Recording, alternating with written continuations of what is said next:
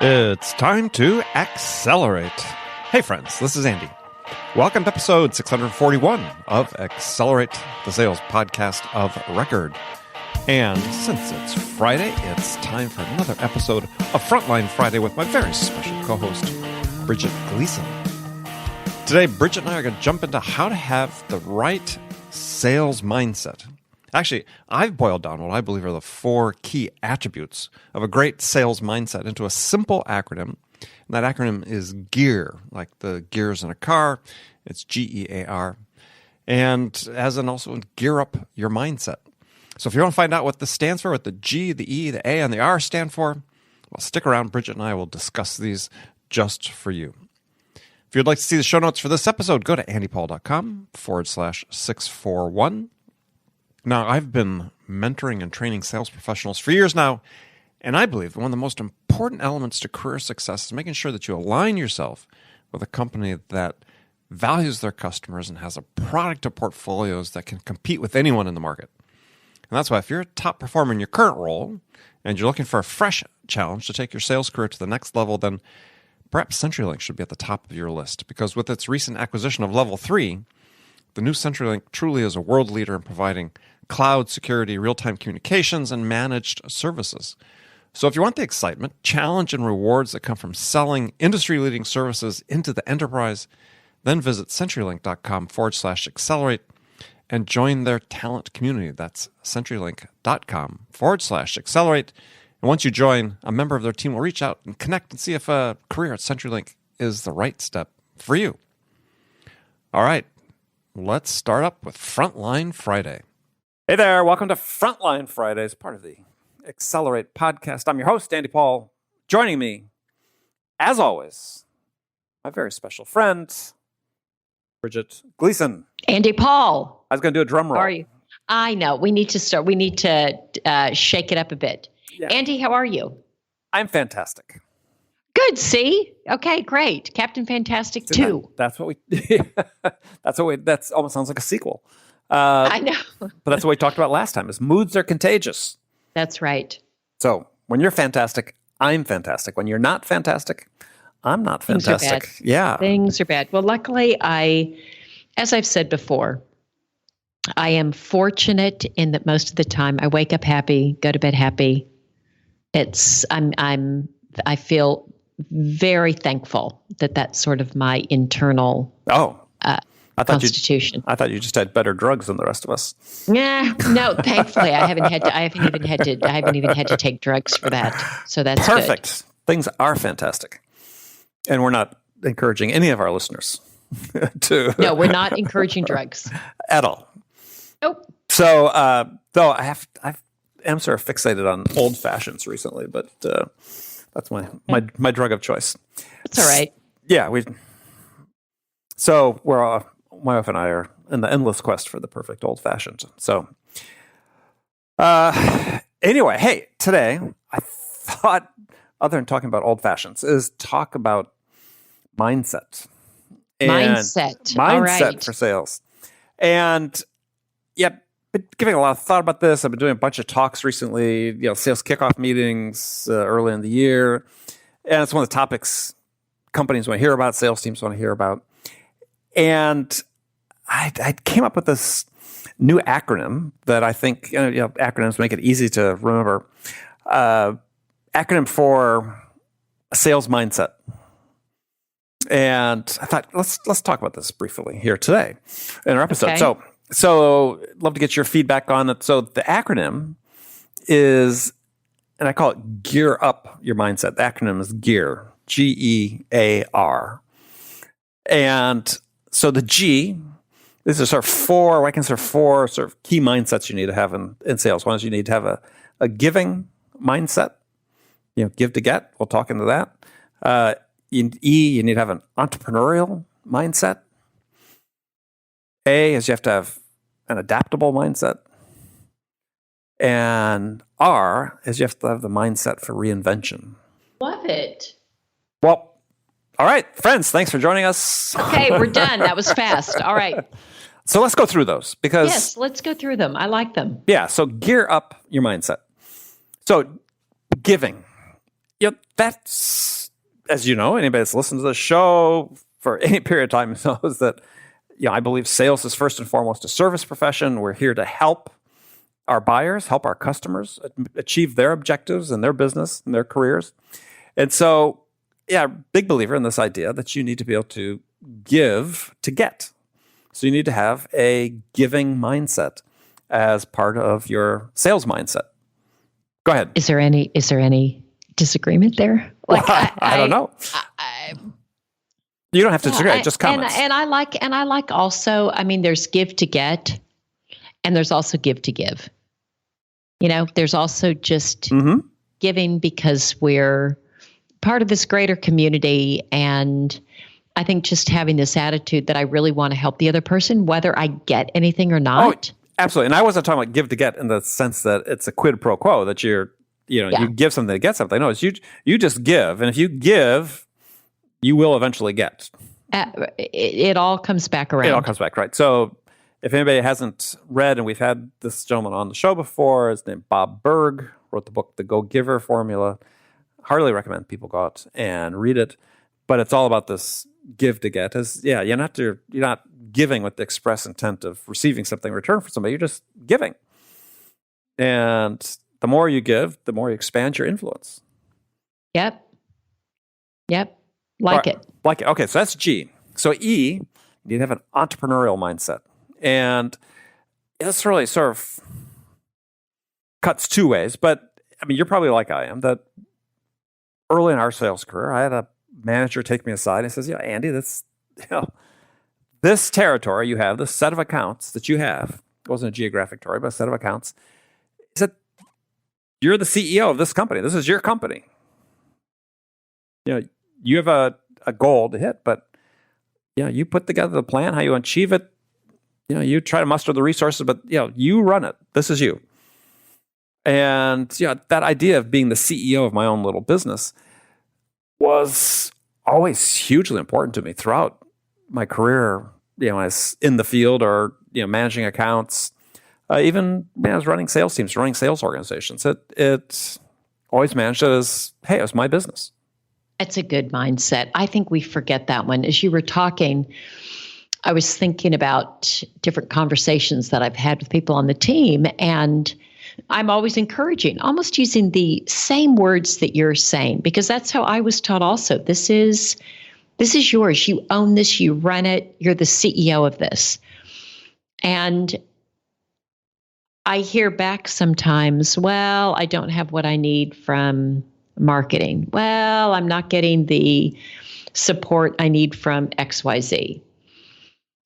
That wasn't any really different from, I guess the situation was different, but we were always interdependent. And yet still the admonition to me was always, you run this territory. So, and you're the CEO. So figuring out how do I influence some of those other things if I need to? Exactly. That would be one. How do I accept this is what I can expect from these others?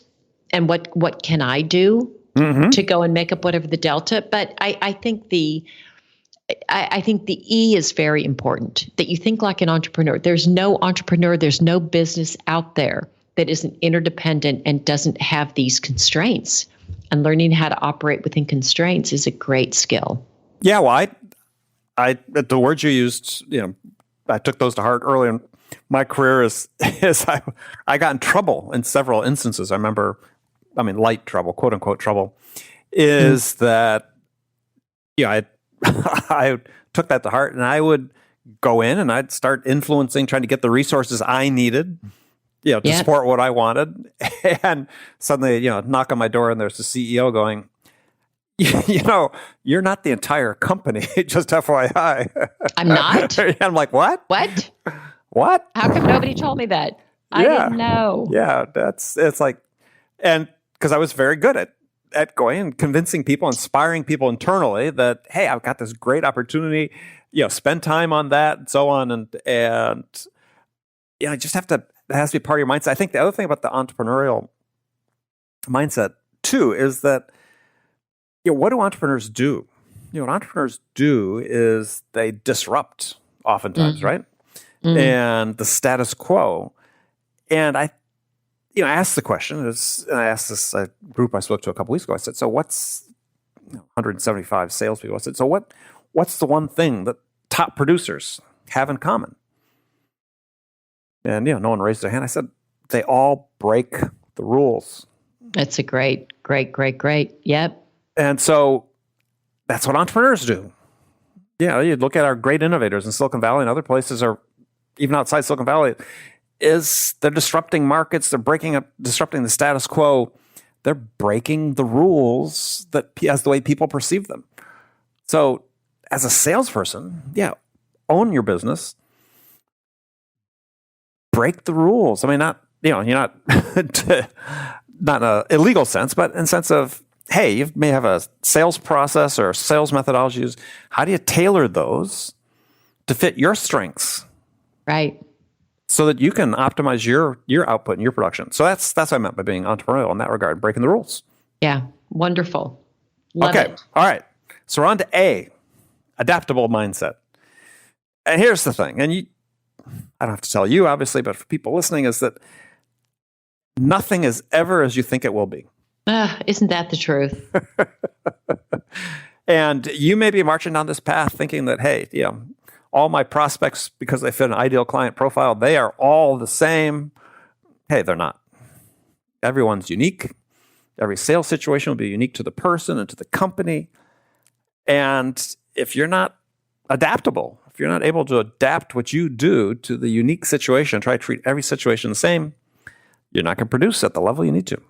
Yeah, definitely. I think in life, being adaptable, but certainly in sales, and if even more so, I think even more so, I've been at startups and small companies most of my career by choice.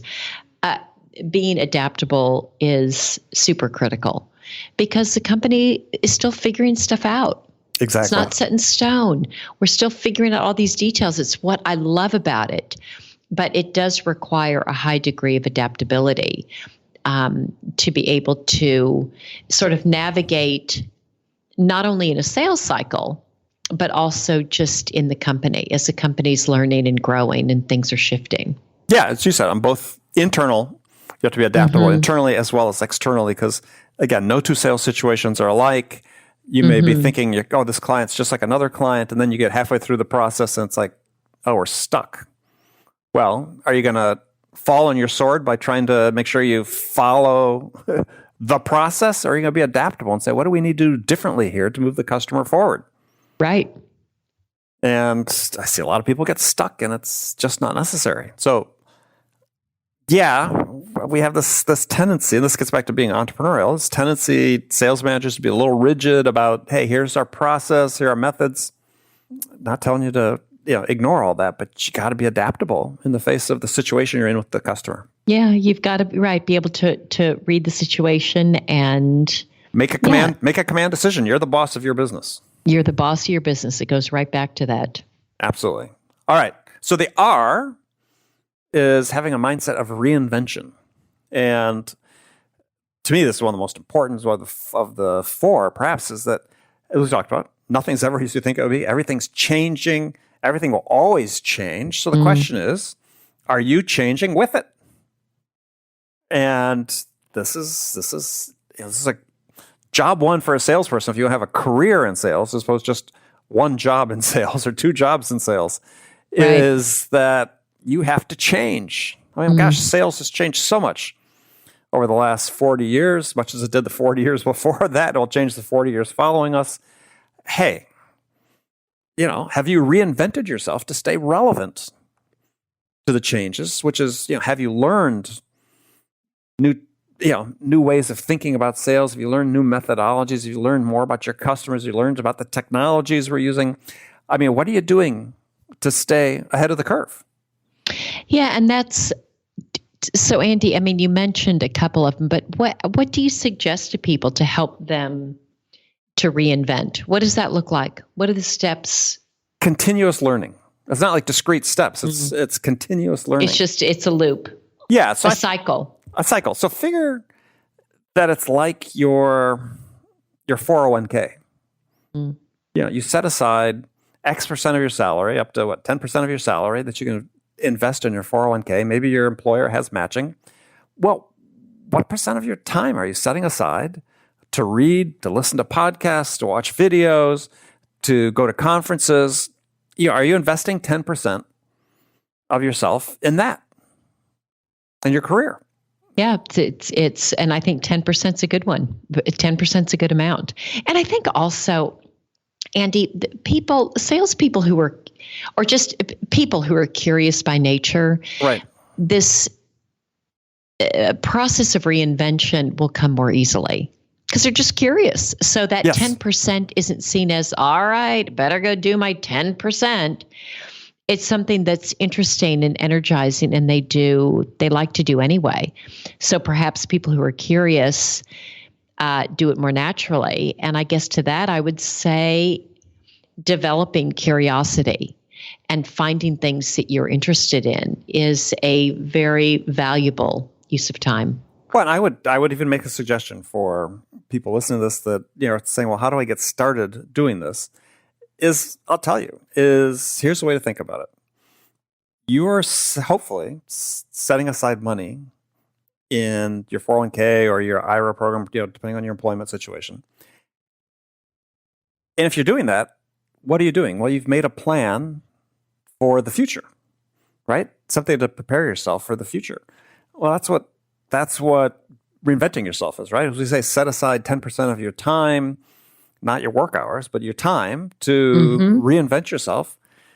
You're planning for the future. And I'd be willing to bet that if you're not setting aside money for your 401k today, you're probably not setting aside time to reinvent yourself and continually improve yourself for the future. So maybe step one is, next opportunity you get, start investing in your company 401k program, setting aside money. And I'll bet you it'll be easier for you to start this process of setting aside time to become a continuous learner. Yeah, good. Really, really, really good point. And everyone should be putting money in their 401k. If there's any very young people here that aren't never too late doing that. Never too late to start. Never too late to start. And actually, the day we're recording this, the interview that came out on Accelerate podcast, my podcast, was about building, financial independence. Love it. Not exactly a sales topic, but it's one we should all be thinking about because that's an important topic. Part of the reason we work hard is to make money, to build some wealth and have some financial freedom. So anyway, there we go. Start with your 401k. It'll turn you into a sales learner. All right, Bridget. Andy. It's been fantastic, as always. As always. Until next time. Until next time. And friends, thank you again for spending this time with us. This is part of your 10%. By the way, you get credit. If you need that, your ticket stamped or something, just send it to us. We'll validate it for you. Yeah, we should start doing that. All right. Talk to you next week. All right. Take care. Bye.